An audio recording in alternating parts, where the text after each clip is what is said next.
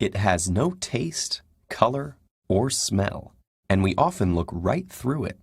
It covers over 70% of the Earth, cycling from the oceans and rivers to the clouds and back again. It even makes up about 60% of our bodies. With all this water around and inside us, it's easy to take its presence for granted.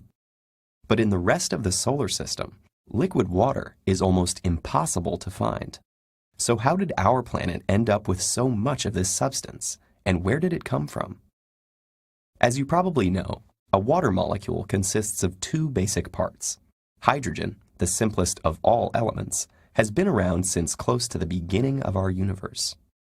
Oxygen entered the scene several 100 million years later, after stars began to form.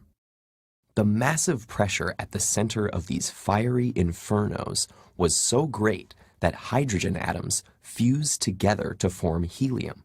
Helium, in turn, fused to form heavier elements like beryllium, carbon, and oxygen in a process known as nucleosynthesis. When stars eventually collapsed and exploded into supernovas, these new elements were spread across the universe and combined into new compounds, like the now familiar H2O. These water molecules were present in the dusty cloud that formed our solar system, and more collided with our planet after its formation. But there's a big question that we don't have the answer to. How much water arrived on Earth?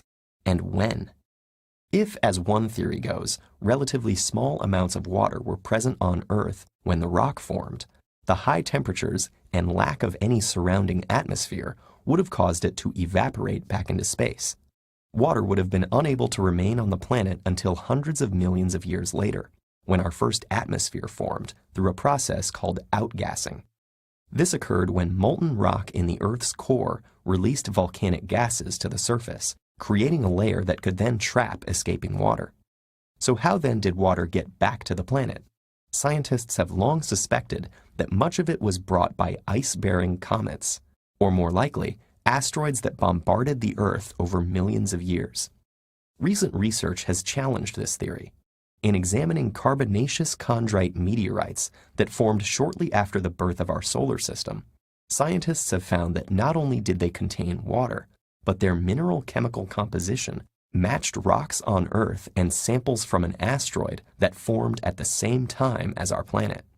This suggests that the Earth may have accumulated a substantial amount of water early on that was able to stay put despite the lack of an atmosphere, though asteroids may have brought more over the eons. If this turns out to be true, life may have formed much earlier than previously thought. So we do not yet definitively know whether the water on Earth came from its initial formation, later impacts, or some combination of the two.